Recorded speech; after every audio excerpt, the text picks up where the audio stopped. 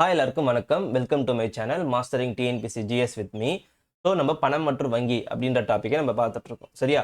So பணத்தை பற்றி நான் 2 வீடியோவாக போட்டிருப்பேன். நிறைய டாபிக்ஸ் நீங்கள் கேள்விப்படாத டாபிக்ஸ், அதுவும் எக்ஸாம் ரிலேட்டட் டாபிக்ஸ் நிறைய நடத்திருப்பேன். டிஎன்பிஎஸ்சிக்கு முக்கியமானதுங்க. ஸோ அதுக்கு போய் பார்த்துருங்க. ஓகே, குரூப் 1லேருந்து குரூப் 4ல் எந்த எக்ஸாம் எடுத்துக்கிட்டாலும் இந்த டாபிக் ரிலேட்டட் அட்லீஸ்ட் ஒரு கொஸ்டின் ஆச்சு 2 கொஸ்டின் ஆச்சு வரும். அது based on the exams vary ஆகும். சரி, அதை பற்றி நம்ம அப்புறம் பார்க்கலாம். ஃபர்ஸ்ட் நம்ம கான்செப்ட் ஃபவுண்டேஷன் ஸ்ட்ராங்காக போட்டுருவோம். சரியா? சரி, ஓகே. இப்போ பேங்கிங் பற்றி போன வீடியோவில் பார்த்துறோம். அதில் அடுத்த கண்டினியூட்டி தான் இந்த பார்ட். சரியா? போன வீடியோவில் பேங்கிங்கை பற்றிலாம் பார்த்தோம். என்னென்ன பேங்க்ஸ்லாம் இருக்குது, அந்த பேங்க்ஸ்லாம் என்னென்னலாம் பண்ணுவாங்க அப்படின்றது பார்த்தோம். இப்போ பேங்கிங், அதாவது நான் பேங்கிங், வங்கி அல்லாத நிதி நிறுவனத்தை பற்றி பார்க்க போகிறோம். சரியா? போன வீடியோவில் பேங்க்கு, இப்போ நான் பேங்கிங். ஓகேவா? ஸோ இவங்க என்ன பண்ணுவாங்க அப்படின்னு பார்த்தீங்கன்னா, ஆக்சுவலி இவங்களும் பேங்க் தான், ஆனால் பேங்க் இல்லை. அப்படின்னா சார், அதாவது பாருங்க, நீங்கள் டிமாண்ட் டெபாசிட் அப்படின்ட்டு ஒரு கேள்விப்பட்டிருங்க, தேவை வைப்பு அப்படின்னு சொல்லிட்டு கேள்விப்பட்டிருப்பீங்க. அதுக்கும் இந்த வங்கி அல்லாத நிதி நிறுவனங்களுக்கும் சம்மந்தமே கிடையாது. அதாவது என்ன சொல்லுவாங்க அப்படின்னா, நீங்கள் போய் இப்போ இந்த வங்கி அல்லாத நிதி நிறுவனங்கள் இருக்காங்கன்னு வச்சுக்கோங்களேன், அவங்ககிட்ட போய் நீங்கள் பணம் கொடுத்து எங்களுக்கு இன்ட்ரெஸ்ட் கொடுங்கலாம் சொல்ல முடியாது. சரியா? அது யாருடைய வேலைன்னு பார்த்தீங்கன்னா, பேங்க்கோடைய வேலை தான். அப்போ இவங்க என்னெல்லாம் சார் பண்ணுவாங்க அப்படின்னு பார்த்தீங்கன்னா, பாருங்கள், லோன் கொடுப்பாங்க, அட்வான்ஸ்லாம் கொடுப்பாங்க. அதாவது லோன் கொடுக்குறதுனா, இப்போ உங்களுக்கு காசு தேவைப்படுது அப்படின்னா உங்களுக்கு என்ன பண்ணுவாங்க, லோன் கொடுப்பாங்க. ஆனால் உங்களுடைய பணத்தை வச்சுட்டு உங்களுக்கு இன்ட்ரெஸ்ட் கொடுக்க மாட்டாங்க. அது வேற, புரியுதா? டெபாசிட்டை அக்செப்ட் பண்ணிக்க மாட்டாங்க. அதுக்கு அடுத்தது பங்குகள், பத்திரங்கள், கடன் பத்திரங்கள்லாம் முதலீடு செய்கிறது. சரியா? இதை பற்றி நான் விவரமாக பணத்தை பற்றி நடத்துகிறப்போ அந்த வீடியோ பார்த்தவங்க கண்டிப்பாக அது புரிஞ்சிருக்கும், பார்க்காதவங்களுக்கு புரியாது. சரியா? ஸோ இதெல்லாம் வாங்குறது, விற்கிறதுலாம் செயல்படுவாங்க. இவங்க மேக்ஸிமம் ப்ரைவேட்டாக தான் இருப்பாங்க. பட் ஆனால் ரெகுலேட் பண்ணுறது யாராக இருப்பா அப்படின்னு பார்த்தீங்கன்னா, ரெகுலேட்டட் பை ஆர்பிஐ. சரியா? ரெகுலேட்டர்னு பண்ணுறது, சூப்பர்வைஸ் பண்ணுறது யார் அப்படின்னு பார்த்தீங்கன்னா ஆர்பிஐ தான். இந்த ரெகுலேஷன், சூப்பர்வைசன், கவர்னிங், அதை ஒழுங்குபடுத்துறது, மேற்பார்வையிடுறது, இதெல்லாம் ஒரு வார்த்தைக்கு மீனிங். இந்த பொருளாதாரத்தில் இந்த சப்ஜெக்டில் அடிக்கடிக்கு இந்த வார்த்தைகள்லாம் வரும். இது மீனிங் நான் போக போக விளக்குறேன். ஏன்னா டாபிக் வைஸ் பார்க்குறப்ப அதை சொன்னோன்னா உங்களுக்கு புரியும். சரியா? ஓகே. ஸோ இதில் விட்டால் அதான் அந்த ஷேரு, பாண்ட்ஸு, டிபென்ச்சர்லாம் யார் பண்ணுவாங்க பார்த்தீங்கன்னா, ப்ரைவேட் நிறுவனமாக பண்ணுவாங்க. ஆனால் maximum government banks, government maximum இருக்காது இந்த இந்த இந்த கேட்டகரியில். இருக்கிறாங்க, பட் ஃபியூ பீப்புள்ஸ் மட்டும் தான் இருக்கிறாங்க. அதாவது ஃபியூ இன்ஸ்டிடியூஷன்ஸ் மட்டும் தான் இருக்குது. எல்லாருமே கவர்மெண்ட்டு கிடையாது இதில். சரியா? அது எதெல்லாம் கவர்மெண்ட்டுன்றதை நான் போக போக சொல்கிறேன். சரியா? ஸோ மேக்ஸிமம் பேங்க்கில் பார்த்துருப்பீங்க இல்லையா? அங்கேயும் மேக்ஸிமம் கவர்மெண்ட்ஸ் தான் நிறைய இருப்பாங்க. அதாவது பப்ளிக் செக்டர் பேங்க்ஸ் தான் நிறைய பார்த்துருப்போம் இல்லையா? இந்த இடத்துல ப்ரைவேட் செக்டர் நிறைய ரோல் ப்ளே பண்ணுவாங்க. ஓகே, வேற என்னெல்லாம் பண்ணுவாங்க பார்த்தீங்கன்னா, லீசிங் விடுறது, எம்எஸ்எம்இக்கு, வெஹிக்கல்ஸ்லாம் என்ன பண்ணுவாங்க பார்த்தீங்கன்னா, தனித்துவமாக என்ன பண்ணுவாங்க பார்த்தீங்கன்னா, லோன் தரது தான் யார் அப்படின்னு பார்த்தீங்கன்னா, நான் பேங்கிங் ஃபினான்ஷியல் இன்ஸ்டிடியூஷன். சார் இதை பற்றி நான் என்ன தெரிஞ்சுக்கணும் அப்படின்னா, சார் இவங்க வைப்பு தொகையை வச்சுக்க மாட்டாங்கப்பா, இவங்க அக்செப்ட் பண்ணிக்க மாட்டாங்க. நான் அடுத்தது அதே கொடுத்துருப்பேன் பாருங்கள். இது பாருங்கள், cannot accept demand deposits. கேள்விப்பட்டிருப்பீங்களே, சேமிப்பு கணக்கு நடப்பு கணக்குக்கும் நான் பேங்கிங் ஃபினான்ஷியல் இன்ஸ்டிடியூஷனுக்கும் இந்த விஷயத்துக்கும் தொடர்பே கிடையாது. செக் இஷ்யூ பண்ண மாட்டாங்க, கிரெடிட் கார்டு இஷ்யூ பண்ண மாட்டாங்க. லோன் கொடுக்குறாங்கன்னு சொல்லிட்டு நீங்கள் நினச்சிப்பீங்க கிரெடிட் கார்டு இஷ்யூ பண்ணுவாங்கன்னு நினச்சிப்பீங்க. But they cannot issue credit cards. புரியுங்களா?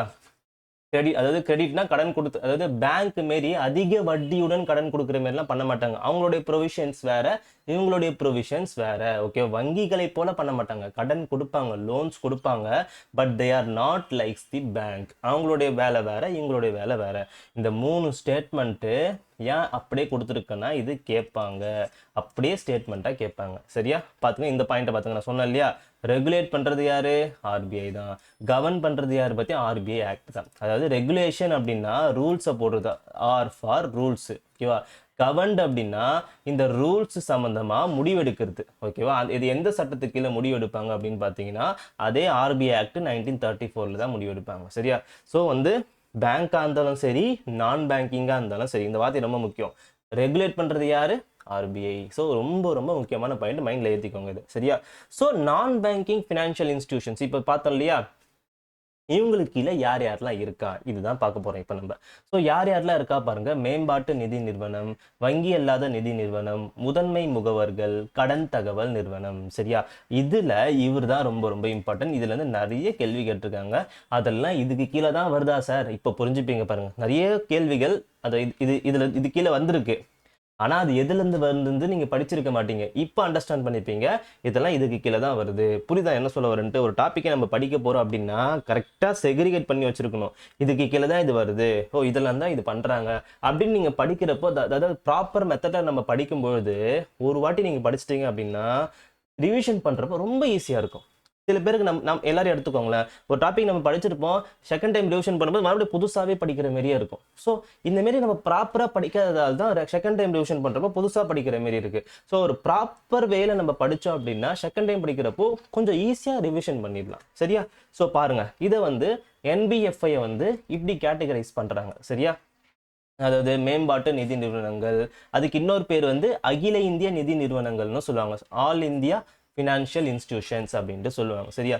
நான் நோட்ஸ் தரமாக கொடுத்துட்டாங்க, அதாவது கரெக்டான நோட்ஸ் கொடுத்துட்டேன். அந்த நோட்ஸை படிக்கணுன்றதுக்காக நான் வீடியோ போடக்கூடாது. புரியுதா? நோட்ஸை படிச்சுட்டு நீங்களே போயிடலாம். நான் நோட்ஸை கம்ப்ளீட்டாக படிச்சிருந்தேன்னா எனக்கு டைமும் பத்தாது. நான் ஜஸ்ட்டு என்னெல்லாம் இருக்கு, எதில் அதை சொல்லணுமோ அதை மட்டும் சொல்லுவேன். சரியா?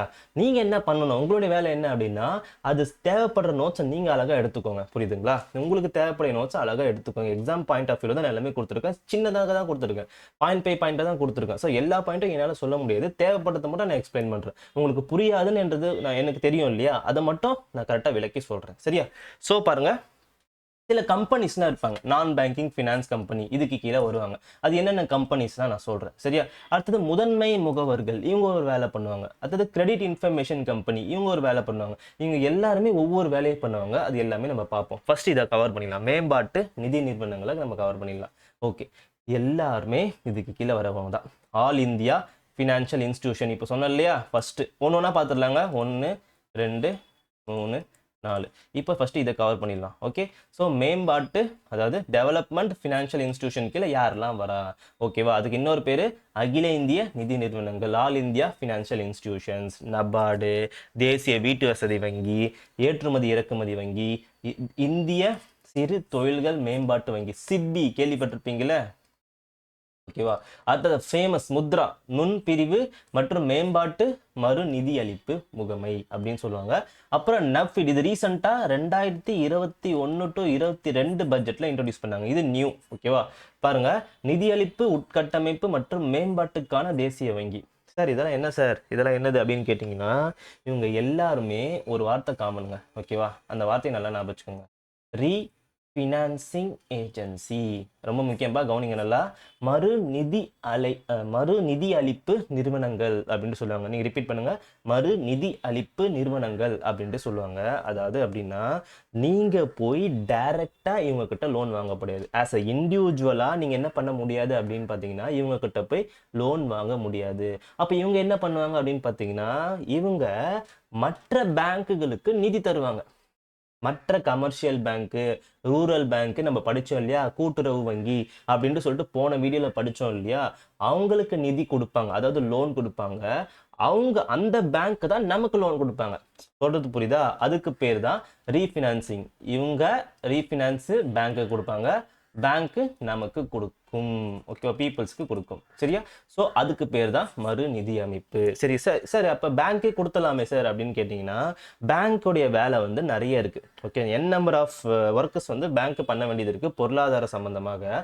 ஸோ அதனால் ஒரு டிபார்ட்மெண்ட் சம்மந்தமான நிதியை வந்து தனியாக ஒரு இன்ஸ்டிடியூஷன் ஆரம்பித்து அந்த நிதியை வந்து அவங்க பராமரிக்கலாம் அப்படின்னு சொல்லிட்டு கவர்மெண்ட் டிசைட் பண்ணுறாங்க. அதனால தான் இப்படி ஒரு நிறுவனங்களை கொண்டு வராங்க. நான் சொல்கிறத கரெக்டாக கவனிச்சுக்கோங்க. சரியா? ஸோ அதனால தான் இந்த நிறுவனங்களில் கொண்டு வராங்க. ஓகே, ஸோ அதனால ஃபண்டுடைய ஃப்ளோ வந்து இப்போ வந்து இவர் வந்து கரெக்டாக டைமுக்கு ஒரு நிதி தேவைப்படுது. இவர் ஒரு விவசாயின்னு வச்சுக்கோங்களேன், விவசாயிக்கு பேங்க் மூலியமா ஒரு லோன் தேவைப்படுது அப்படின்னு பார்த்தீங்கன்னா டக்குன்னு லோன் கிடைக்காம போயிடும், நிதி வந்து கரெக்டாக இல்லாததால. பட்டு இப்போ நபார்டு யாருக்காக? நேஷனல் பேங்க் ஃபார் அக்ரிகல்ச்சர்னு சொல்லுவாங்க அது. ஓகேவா? ஸோ அக்ரிகல்ச்சர் சம்பந்தமான நிதியை வந்து யார் தருவா அப்படின்னு பார்த்தீங்கன்னா நபார்டு மேக்ஸிமம் தருவாங்க.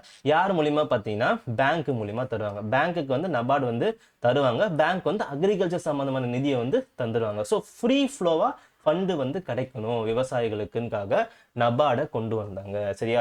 ஸோ அதே போல எல்லாமே, இது ஹவுசிங்க்கு, இது ஏற்றுமதி இறக்குமதிக்கு, இது சிறு தொழில்களுக்கு, இதுலேருந்து இது பிரிஞ்சது தான் இந்த முத்ரா. நான் எக்ஸ்பிளைன் பண்ணுறேன் போக போக. அதுக்கப்புறமா உட்கட்டமைப்புக்கு இன்ஃப்ராஸ்ட்ரக்சர் டெவலப்மெண்ட்டுக்கு. ஸோ ஒன்றுத்துக்கும் தனித்தனியாக பிரித்து நிதியோடைய ஒதுக்கீடு ஃப்ரீ ஃப்ளோவாக நடக்கணும், எந்த ஒரு தடங்களும் இருக்கக்கூடாதுங்கிறதுக்காக கொண்டு வரப்பட்டது தான் இது. பேங்க்கு மாதிரியே ஃபுல்லாக வேலை செய்ய மாட்டாங்க. இவங்களும் எந்த கேட்டகரியில் வராங்க? நான் பேங்கிங் ஃபினான்ஷியல் இன்ஸ்டிடியூஷனில் வராங்க. சரியா? பாருங்க, ஃபர்ஸ்ட் நபார்டை பார்த்துடலாம். நபார்ட்னா என்ன சார்? ஃபுல் ஃபார்ம் தான் ஃபர்ஸ்ட் மெயின். நபார்டு என்பது தேசிய வேளாண்மை மற்றும் ஊரக வளர்ச்சி வங்கி. ரெண்டு வார்த்தை தான், அக்ரிகல்ச்சர் ரூரல் டெவலப்மெண்ட். இது முக்கியமாக நம்மளுக்கு இந்தியாவுடைய ஃபவுண்டேஷன் வளரணும், ஃபவுண்டேஷன் ஸ்ட்ராங் ஆகணும் அப்படின்னா இது ரெண்டு வளரணும். அப்போ இந்த ரெண்டு துறைகளுக்கு, அதாவது ரெண்டு சார்ந்த துறைகளுக்கு என்ன ஆகணும் அப்படின்னு பார்த்தீங்கன்னா நிதி போய் சேரணும். அதற்காக உருவாக்கப்பட்டது தான் இந்த நபார்டு. ஓகேவா? பாருங்க, it is an apex development financial institution for agriculture and the rural developments. இந்த ரெண்டு வார்த்தை ஞாபகம் வந்துடும். எது எது எது வந்துச்சுன்னா இந்த நபார்டு வந்துச்சுன்னா. ஓகேவா? பாருங்க, இது இதுக்கு முன்னாடி இதுக்கு ஒரு பேர் இருந்தது தெரியுமா? National bank for agriculture and rural development. இதுதான் நபார்டா மாறுச்சு. இது தேசிய வேளாண்மை மற்றும் ஊரக வளர்ச்சி வங்கி சட்டத்தின் விதிகளின் கீழ் நிறுவப்பட்டது. ஓகேவா? இந்த பாயிண்ட்டை ஞாபகம் வச்சுக்கோங்க. வேற என்னெல்லாம் பண்ணுது அப்படின்றத பார்த்தலாம். அதுக்கு முன்னாடி எந்த ஆண்டு வந்தது? 1982 வந்தது. எந்த ஆக்ட்? NABARD act implementation. சரியா? அது ரெண்டை பார்த்து வச்சுக்கோங்க. இப்போ கரெக்ட் ஃபர்ஸ்ட் ஆர்பிஐ தான் வச்சிருந்தாங்க நபார்டை. ஓகேவா? அதுக்கப்புறமா ஃபுல்லாக இப்போ யார் கவர்ன் பண்ணுறா அப்படின்னு பார்த்தீங்கன்னா, ஓன் பண்ணிட்டு இருக்கா அப்படின்னு பார்த்தீங்கன்னா கவர்மெண்ட் தான் வச்சுருக்காங்க. 100% ஷேர் யார் வச்சிருக்கா அப்படின்னு பார்த்தீங்கன்னா கவர்மெண்ட் தான் வச்சுருக்காங்க. பட் ரெகுலேட் பண்ணுறது யார் அப்படின்னு பார்த்தீங்கன்னா நபார்டு தான், ஆர்பிஐ தான். சரியா? வேற என்னெல்லாம் அப்படி பண்றாங்க அப்படின்னு பார்த்தீங்கன்னா, எதுக்காக கிரியேட் பண்ணுது? Agriculture, rural development. பாருங்க, ரூரல் ஏரியாஸுக்கு கடன் கொடுக்கறதுக்கு. இந்த பாயிண்ட் சொன்னோன்னா ரீஃபினான்சிங் இன்ஸ்டிடியூஷன்ஸ், மறு நிதி அளிப்பு நிறுவனமாக செயல்படுதல். புரியுதா? ஸோ இது சம்பந்தமாக ரூரல் ஏரியாஸ் கடன் உதவி தேவைப்படுதுன்னா யாருக்கு கொடுப்பாங்க பார்த்தீங்கன்னா நிதி நபார்டு தான் கொடுக்கும். முக்கியமாக நான் சொன்னேன் இல்லையா, ரூரல் கோஆப்ரேட்டிவ் பேங்க்ஸ், கூட்டுறவு வங்கி. நான் எக்ஸ்பிளைன் பண்ணியிருப்பேன் போன வீடியோவில். அதில் ரூரல் கோஆப்ரேட்டிவ் பேங்க்குக்கு நிதி கொடுக்குறது யார் அப்படின்னு பார்த்தீங்கன்னா நபார்டு தான். ஓகேவா? அப்புறம் ரீஜனல் ரூரல் பேங்க்கு நடத்தியிருப்பேன், அவங்களுக்கும் நிதி கொடுக்கறது யாருன்னா நபார்டு தான். சரியா? ஓகே. வேற என்னெல்லாம் பண்ணுறாங்க? ஃபங்க்ஷன்ஸ்னு சொல்லிட்டு தனியாகவே படிச்சிடலாம். ஏன்னா நபார்டுன்றது ஒரு இம்பார்ட்டண்டான ஒரு பாடி. ஸோ அதனால் அதை பற்றி கொஞ்சம் டீட்டெயில்டாக பார்த்துருவோம். சரியா? ஸோ பாருங்கள், கிரெடிட் ஃபங்க்ஷன் யாருக்கெல்லாம் கடன் கொடுக்குறாங்க? நான் சொன்னேன் இல்லையா, ரீஃபினான்சிங், மறுநிதி அளிப்பு. அப்போ யாருக்கு மறுநிதி அளிக்கிறாங்க அப்படின்னு பார்த்தீங்கன்னா வணிக வங்கிகளுக்கு, கிராமப்புற வங்கிகளுக்கு, கூட்டுறவு வங்கிகளுக்கு என்ன பண்ணுறாங்க அப்படின்னு பார்த்தீங்கன்னா நிதி அளிக்கிறாங்க. அது எந்த துறைக்கு சார்ந்ததாக நிதி கொடுக்குறாங்க அப்படின்னு பார்த்தீங்கன்னா வேளாண்மை, எம்எஸ்எம்இ, காட்டேஜ் இண்டஸ்ட்ரி, அதாவது குடிசை மற்றும் கிராம தொழில்கள், சுய உதவி குழுக்கள், அப்புறம் ஜாயிண்ட் லெண்டிங் குரூப்னு ஒன்று இருப்பாங்க, கூட்டுக்கடன் குழுக்கள். இவங்களுக்குலாம் என்ன தராங்க? அப்படி இந்த துறைகள் சார்ந்ததுக்கு மட்டும்தான் என்ன பண்றாங்க அப்படின்னு பார்த்தீங்கன்னா ரீஃபினான்சிங் பண்றாங்க, பேங்க்குக்கு பண்றாங்க. சரியா? ஸோ கேட்பாங்க, நபார்டு ரீஃபினான்சிங்கான்னு கேட்பாங்க. Yes, it is a refinancing institution. நம்ம போய் டேரக்டா லோன் வாங்க முடியாது. அந்த வார்த்தையை ஞாபகம் வச்சுக்கோங்க. சரியா? அப்புறம் வேற என்னெல்லாம் பண்ணுறாங்க? டெவலப்மெண்ட். இப்போ என்ன பண்ணு? கிரெடிட் ஃபங்க்ஷன்ஸு, டெவலப்மெண்ட் ஃபங்க்ஷன்ஸு, அப்புறம் சூப்பர்வைசரி ஃபங்க்ஷன். சூப்பர்வைசரினா மேற்பார்வையிடுறது. ஓகேவா? இப்போ ரெகுலேட் பண்ணுறது cooperative banks, regional rural banks யார்? ஆர்பிஐ. ஆனால் மேற்பார்வையிடுறது யார்? நபார்டு. ரொம்ப ரொம்ப முக்கியங்க. இந்த பாயிண்டெல்லாம் தான் நம்ம ஸ்கிப் பண்ணுறோம். டிஎன்பிசி மாணவர்கள் தவறு செய்யக்கூடிய ஏரியாஸ் இதுதான். நம்ம எல்லாமே சூப்பர்வைஸ் பண்ணுறது ஆர்பிஐ நினச்சிடுவோம். பட் சூப்பர்வைஸ், அதாவது மேற்பார்வையிடுறது யார் அப்படின்னு பார்த்தீங்கன்னா நபார்டு தான். மேற்பார்வை என்னென்ன பண்ணுறாங்க? கூட்டுறவு வங்கிக்கும் ஆர்ஆர்பிக்கும் மேற்பார்வை பண்ணுறது யார் அப்படின்னு பார்த்தீங்கன்னா நபார்டு தான். சரிங்களா? அப்போ மேற்பார்வை என்ன சார் பண்ணுவாங்க? பாருங்கள், இன்ஸ்பெக்ஷன் பண்ணுறது, பெர்ஃபார்மன்ஸ் ரிவ்யூ பண்ணுறது, செயல்திறன் மதிப்பாய்வுகள், ஆய்வுகள் செய்கிறது தான் சூப்பர்வைஸ் பண்ணுறது வேலை. சரியா?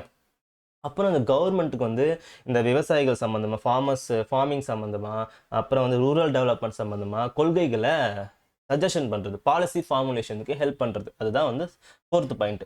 வேளாண் கடன் மற்றும் கிராமப்புற மேம்பாட்டு தொடர்பான விஷயங்களில் இந்திய அரசு, ரிசர்வ் வங்கி மற்றும் மாநில அரசுகளுக்கு உதவக்கூடியது யார் அப்படின்னு பார்த்தீங்கன்னா நபார்டு உதவுவாங்க. சரியா? அடுத்தது ரொம்ப முக்கியமானது, நபார்டு கீழே 3 டைப் ஆஃப் ஃபண்ட் இருக்கும். ஓகே, நபார்டால் நிர்வகிக்கப்படும் முக்கிய நிதிகள். கேட்பாங்க. சரியா?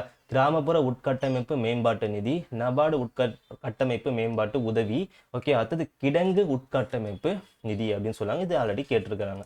என்ன கேட்டாங்க அப்படின்னா, இந்த வேர் ஹவுஸ் இன்ஃப்ராஸ்ட்ரக்சர் ஃபண்ட் எதற்கு கீழே மேனேஜ் பண்ணுறாங்க அப்படின்னு சொல்லிட்டு கேட்டிருக்கிறாங்க. அது எதுன்னு பார்த்தீங்கன்னா நபார்டு தான். ஸோ அதனால தான் தனியாக போட்டு கொடுத்துருக்கேன். அதாவது உங்களுக்கு எக்ஸாமுக்கு என்ன கேட்டிருக்கிறாங்களோ அது சம்மந்தமான பாயிண்ட்டை நான் கொண்டு வந்திருக்கேன். புரியுதா? எதுவுமே தேவையில்லாத பாயிண்ட்டை நான் கொண்டு வர மாட்டேன். நபார்டை பற்றி நிறைய கேள்விகள் கேட்டிருக்காங்கன்றத நபார்டை பற்றி நிறைய இன்ஃபர்மேஷன் நான் உங்களுக்கு சொல்கிறேன். புரிஞ்சுக்கோங்க. சரியா? சார் என்ன சார் வளவலன்னு இருக்குன்னா நினைக்க வேண்டாம். சரியா? படிச்சு தான் ஆகணும் நபார்டை பற்றி. சரியா? ஸோ நபார்டு கீழே 3 ஃபண்ட்ஸ் இருக்குது. அதை பார்த்து வச்சுக்கோங்க.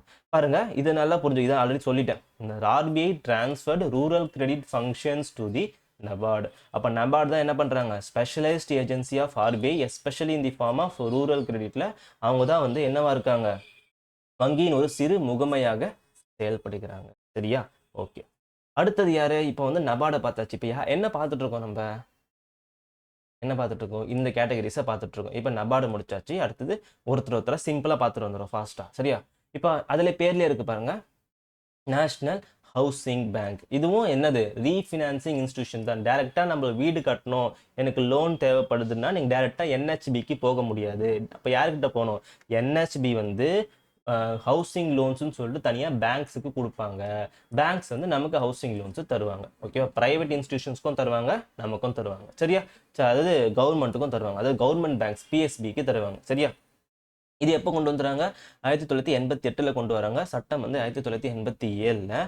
பாருங்க, ஃபர்ஸ்ட் ஆர்பிஐயோட துணை நிறுவனமாக இது இருந்துச்சு. அப்புறம் அது ஃபுல்லாக ஃபர்ஸ்ட் அப்புறம் இப்போ அதாவது நபார்டு எடுத்துக்கிச்சு பார்த்தீங்களா கவர்மெண்ட்டு. அதே போல் என்ஹெச்பியும் கவர்மெண்ட் எடுத்துக்கிச்சு. சரியா? ஸோ 1987 சட்டத்தின் கீழ் நிறுவப்படுகிறது. 88 சிம்பிளாக கேட்கணும்னா இப்படி கேட்டுட்டு போயிடலாம். கொஞ்சம் உள்ளே போய் கேட்கணும்னா அதோடைய அப்ஜெக்டிவ்ஸை கேட்கலாம்.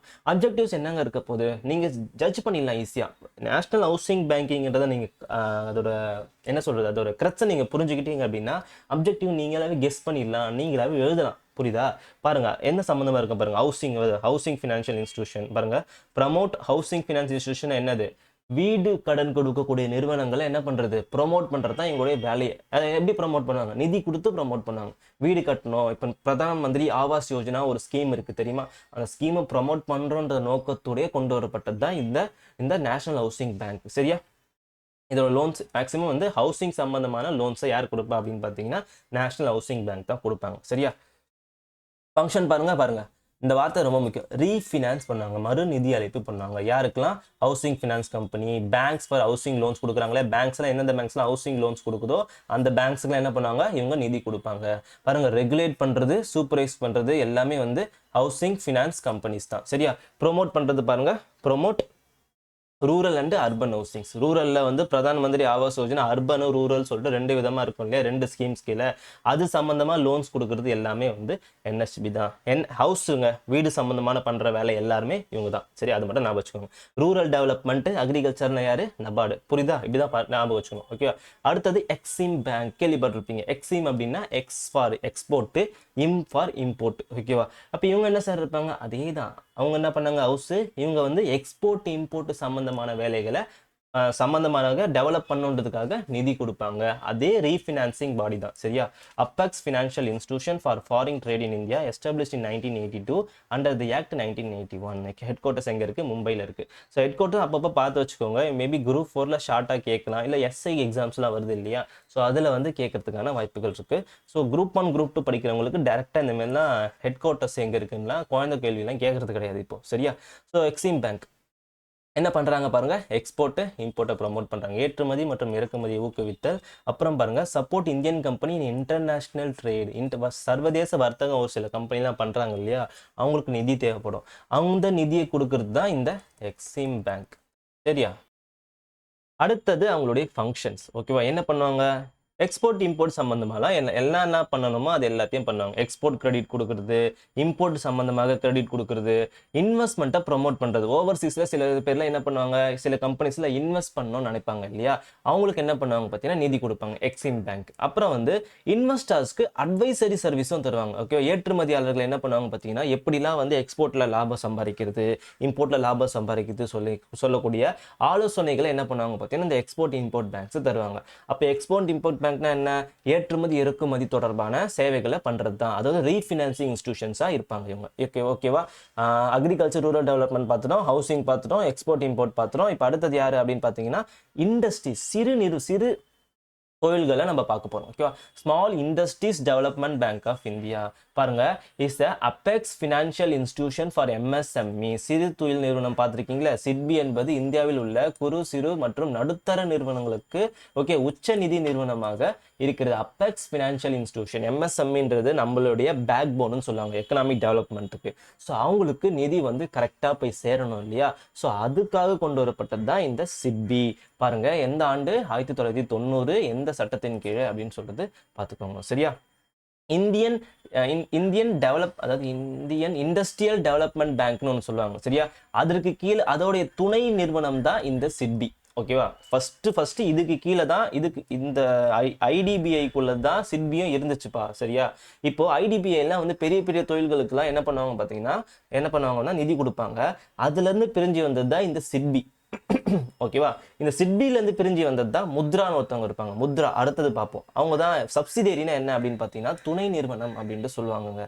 துணை நிறுவனம் அப்படின்னா ஃபார் எக்ஸாம்பிள் சிட்பி அப்படின்னு இருக்குன்னு வச்சுக்கோங்களேன். இவங்களுக்கு கீழே தான் முத்ரா இருக்கு. Mudra Mudra is a subsidiary of SIDBI அப்படின்னு சொல்லுவாங்க. அப்படின்னா என்ன அப்படின்னா சிட்பி பேரண்ட் கம்பெனி, இவங்க சைல்டு கம்பெனி. சிட்பிக்கு தேவையான, முத்ராக்கு தேவையான பணத்தெல்லாம் யாரு தருவா அப்படின்னு பார்த்தீங்கன்னா சிட்பி தருவாங்க. அவங்கள ரெகுலேட் பண்றது யாரு அப்படின்னு பார்த்தீங்கன்னா சிட்பியா தான் இருப்பாங்க. சொல்றது புரியுதுங்களா. ஃபர்ஸ்ட் இப்போ இயர்லியரா சிட்பி ஐடிபிஐக்குள்ள இருந்தது. இப்போ தனியா பிரிஞ்சு வந்துடுச்சு. ஆனா இப்போ கரண்டா சிட்பில இருந்து பிரிஞ்சு முத்ரா இருக்கு. ஆனா முத்ரா இப்போ யாரு கூட சப்சிடரி கம்பெனியா இருக்கு அப்படின்னு பார்த்தீங்கன்னா சிட்பி கூட இருக்கு. ஒன்றும் இல்லைப்பா, சப்சிடரினா அதனுடைய துணை நிறுவனம் அப்படின்றத ஞாபகம் வச்சுக்கோங்க. சரியா. ஐடிபிஐக்குள்ள இந்த சிட்பி தனியா வந்துருச்சு. ஓகேவா. ஆனா சிட்பியிலேருந்து ஒருத்தர் வெளியே வந்திருக்காரு. அவர் யாரு அப்படின்னு பார்த்தீங்கன்னா முத்ராவுடைய பேரண்ட் கம்பெனி தான் சிட்பி. ரெண்டு பேருமே என்ன பண்றாங்க சார் அப்படின்னா, ரெண்டு பேருமே சிறு தொழில்களுக்கு நிதி கொடுக்குறாங்க. ஆனா ரெண்டு பேருமே வெவ்வேறு துறைகளுக்கு நிதி கொடுப்பாங்க. அது முத்ரா பாக்குறப்ப உங்களுக்கு ஃபர்ஸ்ட் புரிஞ்சிடும். சரியா. ஓகே. இப்போ சிட்பி நம்ம என்னன்னு பார்த்துட்டோம். ஓகே. என்ன பண்ணாங்க, எம்எஸ்எம்இ டார்கெட் பண்ணி நிதி கொடுப்பாங்க. அதுவும் என்னது, ரீஃபினான்ஸ் தான் பண்ணுவாங்க. சரியா. பாருங்க, ப்ரோமோட் என்னது, நுண் சிறு மற்றும் நடுத்தர நிறுவனங்களை ஊக்குவித்தல், நிதி மற்றும் மேம்பாட்டு ஆதரவை வழங்குதல். ஓகேவா. அது மேக்ஸிமம் எம்எஸ்எம்இ மட்டும்தான். அது மட்டும் என்ன பண்ணுவாங்க பாருங்க, ரீஃபினான்ஸ். நான் ஆல்ரெடி சொல்லிட்டேன், இந்த பேங்க்ஸ் எல்லாமே ரீஃபினான்சிங் இன்ஸ்டிடியூஷன்ஸ் தான். Provide direct loans to MSME. சில கம்பெனிஸ்க்குலாம் என்ன பண்ணுவாங்க, டைரக்டா லோன்ஸ் தருவாங்க. அதாவது இண்டிவிஜுவல்ஸா போய் கேட்டீங்கன்னா தரமாட்டாங்க. ஆஸ் எ ரெஜிஸ்டர்டு கம்பெனியா நீங்க என்ன பண்ணலாம், சிறு தொழிலை வச்சுட்டு நீங்க போய் என்ன பண்ணலாம், எம்எஸ்எம்இ லோன் யாருக்கிட்ட வாங்கலாம், சிட்பி கிட்ட நீங்க வாங்கிக்கலாங்க. சரியா. ஸோ இதனால நம்ம என்ன கிடைக்குது, என்டர்பிரினர்ஷிப் டெவலப்மெண்ட் ஆகுது. அப்புறம் என்ன பண்ணுவாங்க, எம்எஸ்எம்இல சில இன்னோவேஷன்ஸ் ப்ராஜெக்ட்ஸ்லாம் கொண்டு வராங்க எம்எஸ்எம்இல. அதுக்கும் என்ன தருவாங்க அப்படின்னு பார்த்தீங்கன்னா சிட்பி நிதி தருவாங்க. அதுதான் 4th பாயிண்ட் சொல்லுது, புதுமை மற்றும் டிஜிட்டல் எம்எஸ்எம்இகளை ஆதரிக்குது. சரியா. ஸோ சிட்பி எந்த ஆண்டு வந்தது, இவங்களுடைய வேலை என்ன, இவங்களுடைய சப்சிடரி கம்பெனி என்ன, இவங்க எதுக்கு முன்னாடி சப்சிடரியா இருந்தாங்க, அது துணை கம்பெனியா இருந்தாங்க அப்படின்றத நம்ம தெரிஞ்சுக்கோங்க. சரியா. சரி. ஓகே. அடுத்தது ரொம்ப முக்கியமானது யாரு அப்படின்னு பார்த்தீங்கன்னா முத்ரா அவங்க. ஓகேவா. ஸோ முத்ரா, பிரதான் மந்திரி முத்ரா யோஜனான்னு கேள்விப்பட்டிருப்பீங்களா. அந்த ஸ்கீமுக்கு அப்புறம் தான் சிட்பிலேருந்து பிரிஞ்சு என்ன பண்ணாங்க பார்த்தீங்கன்னா அந்த முத்ராவை கொண்டு வந்தாங்க. சரியா. அதோட ஃபுல் ஃபார்ம் தெரிஞ்சுக்கோங்க, மைக்ரோ யூனிட் டெவலப்மெண்ட் ரீஃபினான்சிங். பேர்ல அதோட எக்ஸ்பான்ஷன்லேயே இருக்கு பாருங்க, ரீஃபினான்சிங் ஏஜென்சி. இது எந்த ஆண்டு கொண்டு வராங்க, 2015 கொண்டு வராங்க. எதுக்கு கீழே அப்படின்னு பார்த்தீங்கன்னா பிரதான் மந்திரி முத்ரா யோஜனா. சிட்பியின் துணை நிறுவனமாக இது என்ன பண்ணாங்க அப்படின்னு பார்த்தீங்கன்னா அமைக்கப்பட்டது. ஆல்ரெடி எக்ஸ்பிளைன் பண்ணியாச்சு இது. சரியா. துணை நிறுவனம்னா என்னன்னு உங்களுக்கு தெரிஞ்சிருக்கும். சரியா. ஓகே. இவங்களோட வேலை என்ன, சிட்பிக்கும் முத்ராக்கும் என்ன சார் வித்தியாசம், அவங்களும் தான் எம்எஸ்எம்இ தராங்க, இவங்களும் தான் எம்எஸ்எம்இ தராங்க அப்படின்னு பார்த்தீங்கன்னா, இவங்க எம்எஸ்எம்இல 3 கேட்டகரி இருக்காங்க. மைக்ரோ, மால், மீடியம் இருப்பாங்க. இவங்க மைக்ரோக்கு மட்டும்தான் கொடுக்குறாங்க. Very very important. எக்ஸ்பான்ஷன்ல இருக்கு மைக்ரோ யூனிட்ஸ். சரியா. அது மட்டும் இல்லாம ஸ்மால் ட்ரேடர்ஸ், ஸ்ட்ரீட் வெண்டர்ஸ், சுய உதவி குழுக்களை டார்கெட் பண்ணி இவங்க என்ன பண்ணாங்க பார்த்தீங்கன்னா, ஸ்டார்ட் அப்ஸ் கேள்விப்பட்டீங்கன்னா, ஃபர்ஸ்ட் நீங்க ஒரு தொழில் ஆரம்பிக்கணும்னு ஆசைப்படுறீங்க அப்படின்னா முத்ரா மூலியமா உங்களுக்கு லோன் கிடைக்கும். சரியா. ஓகே. இப்போ தெரு ஓரத்தில் இருக்க வியாபாரிகள்லாம் அவங்களும் ஒரு சின்ன வியாபாரம் மாரி தானே பண்றாங்க. அவங்களுக்குலாம் யாருங்க லோன் கொடுப்பா. ஸோ அவங்களுக்கு தான் ஹெல்ப் பண்ண விதமா யார் என்ன கொண்டு வந்தாங்க அப்படின்னு பார்த்தீங்கன்னா இந்த முத்ராவை கொண்டு வந்தாங்க. சரியா. ஸோ பாருங்க, எதுக்காக அப்படின்னு பார்த்தீங்கன்னா பணக்காரர்களை சார்ந்திருப்பதை குறைத்தல், நிதி உள்ளடக்கம் மற்றும் தொழில் முனைவை ஊக்குவித்தல். அதாவது நிறைய மணி லெண்டர்ஸ் கிட்ட போய் இந்த ஸ்ட்ரீட் வெண்டர்ஸ்லாம் தெரு கடைக்கோரர்களை வியாபாரிகள்லாம் போய் கடன் வாங்கிடுறாங்க. அதுக்கு அவங்க வந்து நிறைய இன்ட்ரெஸ்ட் ரேட்டு போட்டுறாங்க. அதனால அவங்க என்ன பண்றாங்க பார்த்தீங்கன்னா அவங்க கம்பெனி வளராமல் போயிடுது, கடனும் அடைக்க முடியாமல் போயிடுது. இந்த பிரச்சனையை தீர்ப்பதற்காக தான் இந்த முத்ரா கொண்டு வந்தாங்க. ஸோ இதை கரெக்டாக பார்த்து வச்சுக்கோங்க, ரொம்ப ரொம்ப இம்பார்ட்டன்ட். என்ன யார் யாருக்கு கொடுக்குறாங்க? இப்போ மீடியம் என்டர்பிரைஸ் கொடுப்பாங்களா அப்படின்னா யார் கொடுக்க மாட்டாங்க? முத்ரா கொடுக்க மாட்டாங்க, சிட்பி கொடுப்பாங்கப்பா. இதெல்லாம் ரொம்ப பார்த்து வச்சுக்கோங்க. பாருங்க, மைக்ரோ யூனிட்டுக்கு மட்டும்தான் முத்ரா. ஸ்மால் மீடியம் என்டர்பிரைசஸ்லாம் யாரு கொடுக்க போறா அப்படின்னு பார்த்தீங்கன்னா சிட்பி தான் கொடுப்பாங்க. சரியா? சிட்பி தான் கொடுப்பாங்க. முத்ரா வந்து மைக்ரோ யூனிட்ஸ் மட்டும் தான் கொடுப்பாங்க. அது நல்லா ஞாபகம் வச்சுக்கோங்க. இதை ஏன் நான் ரிப்பீட் பண்ணி சொல்றேன் அப்படின்னா நீங்க மறக்கக்கூடாதுன்றதுக்காக தான் சொல்றேன். சரியா? நல்லா பார்த்துக்கோங்க. ஓகே, இது ரொம்ப முக்கியம். என்ன வகையான லோன்ஸ் கொடுக்குறாங்கன்றது ஆல்ரெடி நிறைய வாட்டி கேட்டிருக்கிறாங்க. சிஷு, கிஷோர், தருண். என்னது லோன் கேட்டகரி? ஒன்றும் இல்லை. சிஷு அப்படின்னா 50,000 வரைக்கும் வட்டி கொடுப்பாங்க. மிக சிறிய புதிதாக தொடங்கும் தொழில்களுக்கு கொடுப்பாங்க. கிஷோர் அப்படின்னா 50,001 முதல் 5 லட்சம் வரை, அதாவது 50,000க்கு மேலே 5 லட்சத்துக்கு கீழே உள்ள கடன்களை கொடுக்கறது கேட்டகரி வந்து கிஷோர். தருண் அப்படின்னா 5 லட்சத்துக்கு மேலே 10 லட்சத்துக்குள்ள. ஓகேவா? ஏற்கனவே நிறுவப்பட்ட தொழில்களுக்கு கடனா தருவாங்க. இந்த கேட்டகரிஸை பண்ணுங்க. ஏன்னா அப்படின்னு பார்த்தீங்கன்னா இது ரீசெண்டாக ரிவிஷன் பண்ணாங்க, மென்மேலும் பண்ணுறதுக்கான வாய்ப்புகள் இருக்குது. எக்ஸாம் போகிறதுக்கு முன்னாடி இது என்ன கேட்டகரிலாம் வச்சுருக்காங்கன்றதை பார்த்துட்டு போயிடுங்க. நான் ஏதாச்சும் அப்டேட் பண்ணால் உங்களுக்கு அப்டேட் பண்ணுறேன். சரியா? ஓகே. ஸோ முத்ரான்னு என்ன பார்க்கணும்? யாருக்கு லோன் கொடுக்குறாங்க அப்படின்றத பார்த்துக்கணும், ரீஃபினான்ஸ் பண்ணுறாங்க அப்படின்றத பார்த்துக்கணும், அவங்களோட லோன் கேட்டகரியை பார்த்துக்கணும். சரியா? பாருங்கள், இவங்க ரீஃபினான்சிங் இன்ஸ்டிடியூஷன்ன்றதுனால டேரெக்டாக இவங்க வந்து இப்போ ஃபார் எக்ஸாம்பிள் நான் ஒரு தெருவோரமாக வியாபாரம் பண்ணுறேன்னு வச்சுக்கோங்களேன். நான் போய் டேரெக்டாக முத்ரா லோன் கிட்ட கேட்க மாட்டேன், போய் ஒரு பப்ளிக் செக்டர் பேங்க் கிட்ட போய் கேட்பேன். அவங்களுக்கு என்ன கிடைக்கும் அப்படின்னா முத்ரா லோன் கிடைக்கும். இவங்க என்ன பண்ணுவாங்க பார்த்தீங்கன்னா எனக்கு தருவாங்க. அதே போல் எல்லாருக்குமே தருவாங்க. சரியா? நான் பேங்கிங் ஃபினான்ஸ் கம்பெனினா நான் இப்போ அடுத்தது அதான் சொல்ல போகிறேன். அவங்களுக்கும் என்ன பண்ணுவாங்க பார்த்தீங்கன்னா முத்ரா லோன்ஸ் கொடுப்பாங்க. இவங்க என்ன பண்ணுவாங்க பார்த்தீங்கன்னா அந்த முத்ரா லோன்ஸ் பீப்புள்ஸ்க்கு டைரெக்டாக கொடுப்பாங்க. சரியா? ஸோ அதுதான் ரீஃபினான்சிங் இன்ஸ்டிடியூஷன்ஸ். அதான் இந்த வார்த்தையை நான் ஆல்ரெடி போட்டிருக்கேன். சரியா? ஓகே. அடுத்தது பாருங்க, லாஸ்டா இந்த கேட்டகரியில், அதாவது ஆல் இந்தியா ஃபினான்ஷியல் இன்ஸ்டிடியூஷன் கேட்டகரியில் லாஸ்ட் கேட்டகரி என்னது ரீசெண்டாக கொண்டு வரப்பட்டது என்னது அப்படின்னு பார்த்தீங்கன்னா இந்தியாவில் உட்கட்டமைப்பு திட்டங்களுக்கு நீண்ட கால நிதி வழங்குவது. அதாவது இன்ஃப்ராஸ்ட்ரக்சருக்கு நிதி வந்து கரெக்டாக கிடைக்கணுங்க. இப்போ பேங்க்ல லோன் தராங்க. ஓகே, பேங்க்ல வந்து உட்கட்டமைப்புக்கு லோன் கிடைக்குது. பட் பார்த்தீங்கன்னா ஷார்ட் டேர்மும் மீடியம் டேர்ம் மட்டும்தான் கிடைக்குது. ஓகேவா? லாங் டேர்ம் லோன்ஸுக்கு உட்கட்டமைப்புக்கு தேவை. அதாவது infrastructure project, roadways, highways, railway, இந்த மாரி பவர் ப்ராஜெக்ட்ஸ்க்குலாம் ஒரு ப்ராஜெக்ட் ஸ்டார்ட் பண்ணுறாங்க அப்படின்னா 1 வருஷம் 2 வருஷத்துலாம் முடிக்க முடியாது. 5 வருஷம் 6 வருஷம் கூட போகும் இல்லையா? ஆனால் banks maximum short term medium term loans தான் கான்சன்ட்ரேட் பண்ணுறாங்க. இந்த நப்ஃபிட் அப்படின்றவங்க, அதாவது national bank for financial infrastructure டெவலப்மெண்ட்ன்றவங்க என்ன பண்ணுறாங்க அப்படின்னு பார்த்தீங்கன்னா லாங் டேர்ம் இன்ஃப்ராஸ்ட்ரக்சர் லோன் தராங்க. ஸோ அது ரீசெண்டாக கொண்டு வந்தாங்க. இது எதுக்கு கீழே வருதுன்னு பார்த்தீங்கன்னா ஆல் இந்தியா ஃபினான்ஷியல் இன்ஸ்டிடியூஷன்ஸ் கீழே வருது. எதுக்கெல்லாம் லோன் தராங்கன்றத பார்த்துக்கோங்க. சரிங்களா? இது எல்லாமே வந்து லாங் டேர்ம் லோன்ஸ் தான். அதாவது லாங் டேர்மாக நடக்கக்கூடிய ஒரு ப்ராஜெக்ட்ஸ் இதெல்லாம். அதனால இவங்களுக்கு நிதி வந்து கரெக்டாக கிடைக்கணுன்றதுக்காக இந்த அமைப்பை உருவாக்கினார்கள். படிக்கும் போதே உங்களுக்கு புரிந்துவிடும். சரியா? இது வரைக்கும் ஆல் இந்தியா ஃபினான்ஷியல் இன்ஸ்டிடியூஷன்ஸ் முடியுது. சரியா? அடுத்த கேட்டகரி பார்த்துடலாம். அதாவது என்ன நம்ம பார்த்துட்டு இருந்தோம் அப்படின்னா அதை காட்டிடுறேன் பாருங்க. இந்த 6 நபர்களை நம்ம பார்த்தோம். நபார்டு, ஹவுசிங்னா house, export import, small industrial development, Mudra, இப்போ national bank for financing infrastructure development bank. சரியா? ஸோ இது எல்லாமே நம்ம கவர் பண்ணிட்டோம். அதுக்கு அடுத்தது என்ன இப்போ பார்க்க போகிறோம்னா நான் பேங்கிங் ஃபினான்ஸ் கம்பெனினா என்ன, பிரைமரி டீலர்ஸ்னா என்ன, கிரெடிட் இன்ஃபர்மேஷன் கம்பெனினா என்ன, இவங்க 3 பேரை பார்க்க போகிறோம். இவங்க 3 பேரும் ரொம்ப சிம்பிள் தான், பார்த்துடலாம்.